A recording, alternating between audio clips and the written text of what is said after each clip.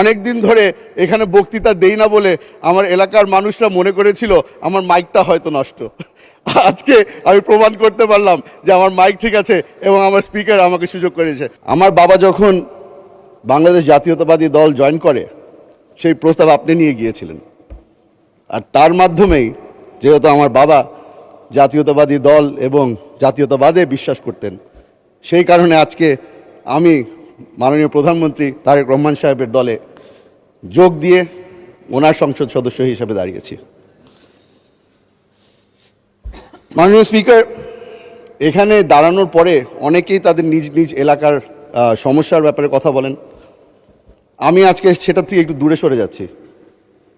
রাঙ্গুনিয়া চট্টগ্রাম 7-এর জনগণ আমাকে ভোট দিয়ে এখানে পাঠিয়েছে, কারণ তারা বিশ্বাস করেছে যে আমার মধ্যে হয়তো সেই ক্যাপাবিলিটিটা আছে যেটার মাধ্যমে এই এলাকার সব সমস্যার সমাধান আমি খুঁজে পাব।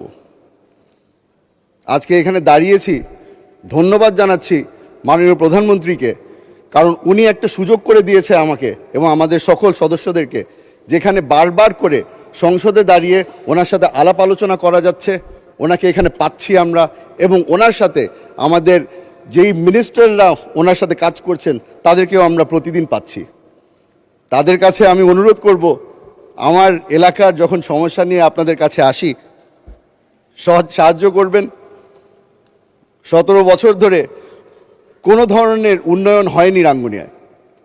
আজকে আপনাদের কাছে হাত পেতে ছোট ভাই হিসেবে এসেছি, আশা করি আপনারা সকলেই সাহায্য করবেন। মাননীয় স্পিকার, বর্তমানে আমরা একটা জিনিস নোটিস করছি, সেটা হচ্ছে এই সংসদের মধ্যে একটা ট্রাস্টের ল্যাকিং চলে এসেছে। আমরা বারবার করে বলেছি, আমার প্রধানমন্ত্রী বারবার করে বলেছে, জুলাই সনদের মধ্যে যা যা লেখা আছে অক্ষরে অক্ষরে সেটা বাস্তবায়ন করব আমরা। তবে আমার বিরোধী দলের বন্ধুরা যেটা বিশ্বাস করতে রাজি না, হয়তো এত বছর নির্যাতিত হওয়ার কারণে তারা এখন আর কাউকে বিশ্বাস করে না।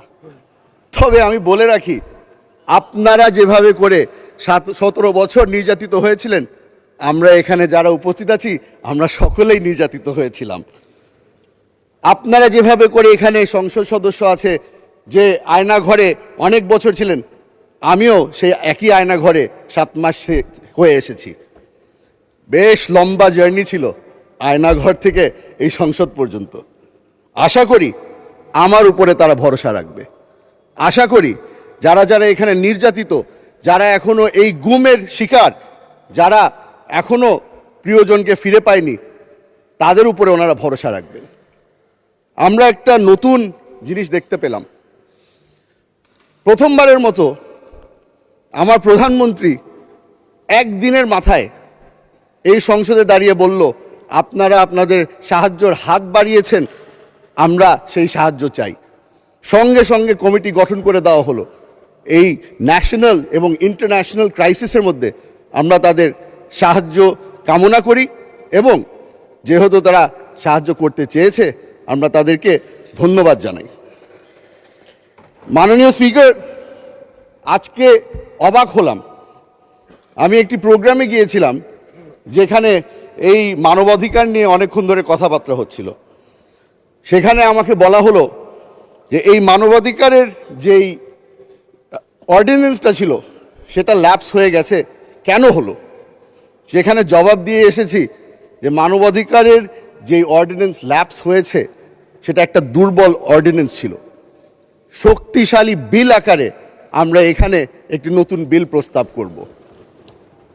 আশা করি তারা ভরসা রাখবে যে যেই ব্যক্তি 7 মাস টর্চার হয়েছে সেই ব্যক্তি তাদেরকে মিথ্যা কথা বলছে না, অসৎ কথা বলছে না। মাননীয় স্পিকার, আমরা গত 2 মাস ধরে চেষ্টা করেছি এই সংসদে দাঁড়িয়ে তাদের যেই ভরসা আছে সেটা যেন আমাদের পক্ষে নিয়ে আসতে পারি। আশা করছি সামনের মাস যেগুলি যাবে, আস্তে আস্তে করে তারা আমাদের উপরে ভরসা রাখা শুরু করবে। মাননীয় স্পিকার, মাননীয় সদস্য আপনাকে আরো 2 মিনিট সময় দিচ্ছি, কিন্তু এই 2 মিনিটের মধ্যে আপনি কনক্লুড করবেন। ধন্যবাদ মাননীয় স্পিকার। মাননীয় স্পিকার, আমাদেরকে বারবার করে জিজ্ঞেস করা হয় যে আমরা যে এই সংসদে দাঁড়িয়ে আছি, নতুন করে বিল আকারে কেন নতুন বিল আনা হচ্ছে। আমি তাদেরকে বলে দিতে চাই, আমার প্রধানমন্ত্রী আমাদের উপরে ভরসা রেখেছে এবং আমাদেরকে সুযোগ করে দিচ্ছে। উনিও জানতে চান আমার ওপিনিয়ন কি। এই জুলাই সনদ যখন সই করা হয়েছিল তখন আমরা রিপ্রেজেন্টেটিভ পাঠিয়েছিলাম, তবে আমি এখানে দাঁড়িয়েছি representing the people of Rangunia. ওই সনদ সই করার সময় আমাকে কোনো সময় কোনো প্রশ্ন করা হয়নি। আমার প্রধানমন্ত্রী জানতে চায় আমার ওপিনিয়ন কি। এখানে আমরা যেই ধরনেরই আইন পাশ করি না কেন, উনি চাচ্ছেন যে আমরা যেন সব ধরনের আলাপ আলোচনার মাধ্যমে একটা কনসেনসাসে আসি এবং আইন পাশ করি। আশা করি এই জিনিসটার উপরেও আমার ভাইরা, আমার বন্ধুরা আমাদের উপরে ভরসা রাখবে। মাননীয় স্পিকার,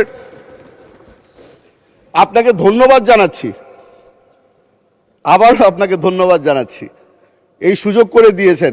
অনেক দিন ধরে এখানে বক্তৃতা দেই না বলে আমার এলাকার মানুষরা মনে করেছিল আমার মাইকটা হয়তো নষ্ট। আজকে আমি প্রমাণ করতে পারলাম যে আমার মাইক ঠিক আছে এবং আমার স্পিকার আমাকে সুযোগ করেছে।